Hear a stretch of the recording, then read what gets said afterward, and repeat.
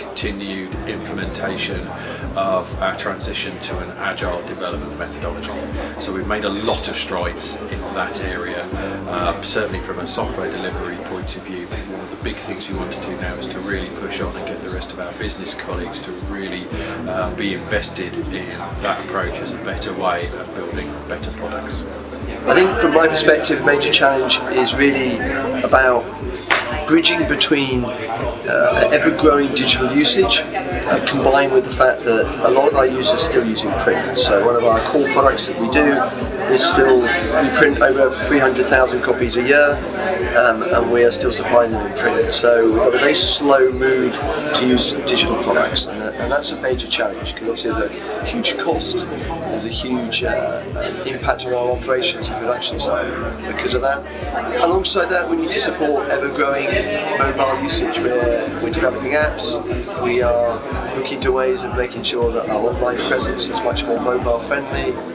So the real challenge is about bridging between those two. How do we support a lot of legacy applications, a lot of legacy usage of our content, while at the same time actually trying to find ways of being innovative around digital product. Such as alternative ways of measuring impact, such as the changes, the disruptions to the traditional subscription models, such as open access, to technology disruptions, such as going into the whole mobile world where everybody wants to be able to consume content in different ways, and also the risk of being subjected to fraud, piracy and privacy issues, to exciting new challenges such as dealing with e-commerce transactions through micropayments, which is something that everybody's doing these days. So there's lots of things that is impacting the industry.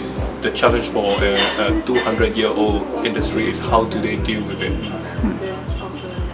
One of the major challenges facing us is the transformation to digital. I work for Bloomsbury Publishing, and we are currently looking at trying to get 50% of our revenues from digital in our academic space. So that requires a lot of back-end support. So all the systems, not only the content management systems, but all of the plumbing in between the finance system, the sales pipeline, and so forth. So getting all of those things in place so that we can really scale the sales of those platforms once we have them.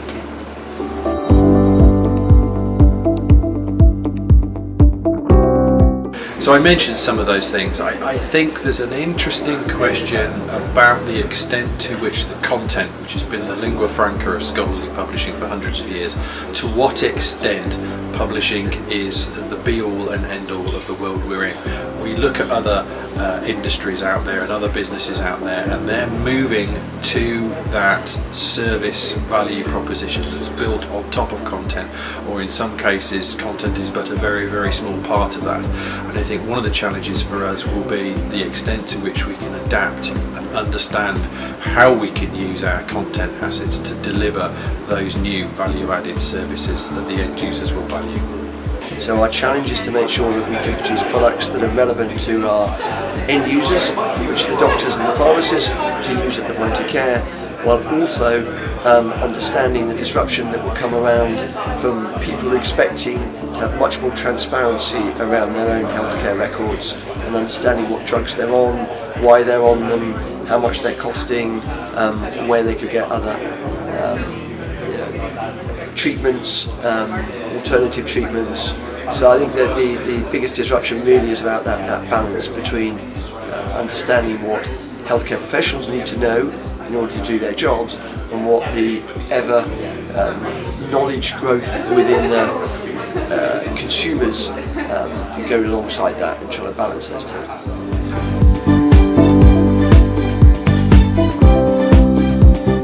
We're doing a number of different things. So we're developing new, interesting and innovative products, kind of reinventing our backlist in a sense of repurposing and repackaging the content in new ways. The other thing that we're doing is, from a business hygiene point of view, making sure that all of our systems are in place to support that growth. We're creating drug information, drug reference information, mainly at the point of care.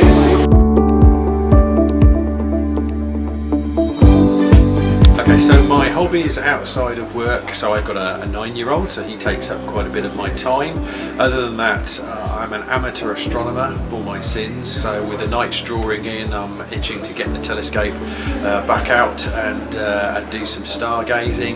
And I also have a British Racing Green 1960 MGA sitting in my garage, needing my attention, so I've got some spanners that I need to get out and start wielding over the winter months.